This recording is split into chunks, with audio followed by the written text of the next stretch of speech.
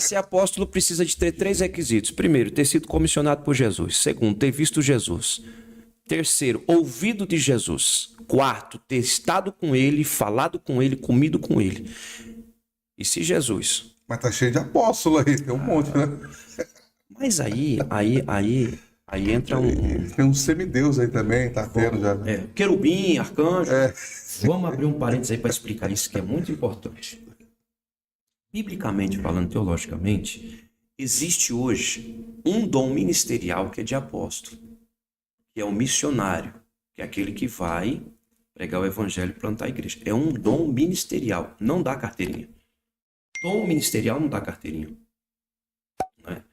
Isso é chamado de ministério geral e profético. O que é o ministério geral e profético? São 5 ministérios que está em Efésios 4 e 11.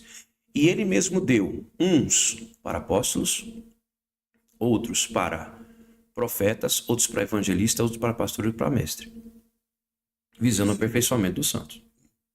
Estes são chamados de os ministros de Cristo, porque a igreja primitiva, ela só tinha 2 ofícios, diácono e presbítero. Notoriamente, quem era ministro, ele era um presbítero. E quem tinha um dom ministerial, automaticamente ele se tornava um bispo, que não deixa de ser um presbítero, mas é no quesito regional, porque a palavra episcopo, traduzido para bispo, é aquele que ora sobre o homem, aquele que ora sobre os demais. Então, nesse quesito, não tinha uma cadeia de comando, que nem a gente vê hoje. Tem que ser cooperador, tem que ser presbítero, uma hierarquia. Essa hierarquia é nossa, é desse tempo, principalmente das igrejas pentecostais. Mas a igreja primitiva só tinha esses 2 ofícios, só tinha esses 2 cargos lá, que era diácono e presbítero. Né? Acabou-se. Se surgisse um bispo, era um presbítero regional. Acabou isso aí. Tem os que defendem que existia 3 ofícios, não, mas era só esses. Então diácono, presbítero e ministros. Eram isso. Passou de sair extra-bíblico. Até os apóstolos, Pedro e João, se consideravam presbíteros, que é anciãos. E esse quesito ancião é aquele que é experiente, é aquele que governa sobre os demais, é o líder, é o cabeça da tribo. É isso do Velho Testamento. Nos dias de hoje, as pessoas falam assim, mas e esses apóstolos que estão aí? O camarada falou, a partir de agora eu sou apóstolo, que nem um negócio do bispo também que veio. Bispo. Agora tudo é bispo. Isso, necessariamente, hoje não precisaria de nada disso. Acho que na visão desses caras, que é o que aparenta, primeiro que ele esqueceu o dono da igreja, né? Sim. E assim, é a igreja do apóstolo X. Fico olhando para essas coisas. Mas meu aí Deus do céu, cara. vai entrar no quesito do ministério local e prático, que é onde entra o diácono e o presbítero. O nome bispo, ele ficou muito deturpado, muito malquisto, mal visto, mal falado pela igreja romana. Então, quando surgiu a reforma protestante, tanto Martinho Lutero quanto Calvino, eles preferiam o nome pastor, para não se confundir com os bispos de Roma. Então, era pastor da igreja. Até 1900, automaticamente, quando chegou aqui Daniel Bergman na Vingre, o que prevalecia era diácono, presbítero. E, no caso, um pastor, dependendo da igreja, se fosse metodista, a igreja batista, por exemplo, a igreja presbiteriana, tem diácono, e presbítero. A igreja metodista tem diácono, presbítero e pastor. Né? A igreja batista tem diácono e pastor. Então... A CCB é ancião. A CCB é cooperador e ancião, que é a mesma coisa de diácono e presbítero. Né? E aí, às vezes, levanta um reverendo, que é o que governa. Na realidade, nenhum desses estão errados, porque é local, é visão do homem. Quando chegou aqui no Brasil, virou esse negócio que está aí. Não, desculpa aqui, mas não pode ser também, Jesus falou para Pedro lá, apacenta minhas ovelhas, não seria pastor mesmo para todos? Não, pastor é o mesmo presbítero, poderia ser também. Então, sendo presbítero ou pastor ou ancião, não está errado. Acho que é o exclusivismo que as igrejas querem, né? A nomenclatura, só que aí eu pergunto. A minha é diferente, a minha é... Rapaz, O ego tem que entrar, né? Isso, aí o negócio fica difícil, né? Tem que tomar muito cuidado pra gente não cair em umas loucuras que a pessoa fala aí. Me levantar hoje, irmão Wagner, e falar assim, sou um apóstolo.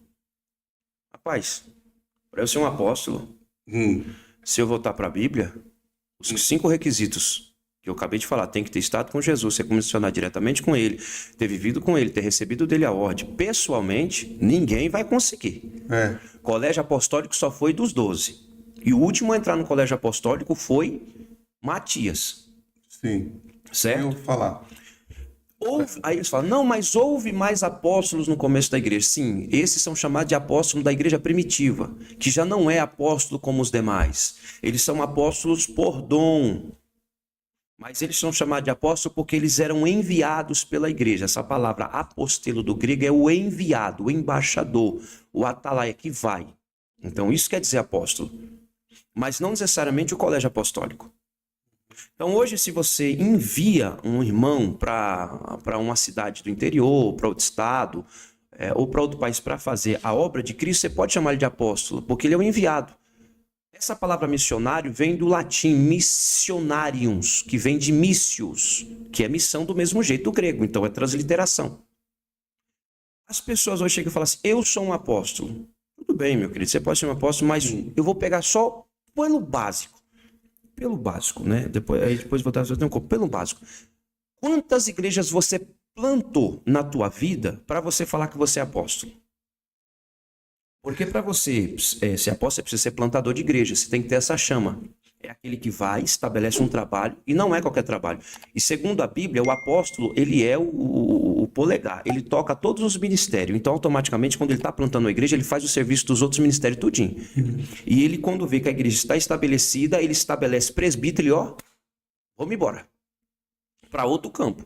Então, quando eu falo eu sou um apóstolo, automaticamente eu preciso ser um plantador de igreja.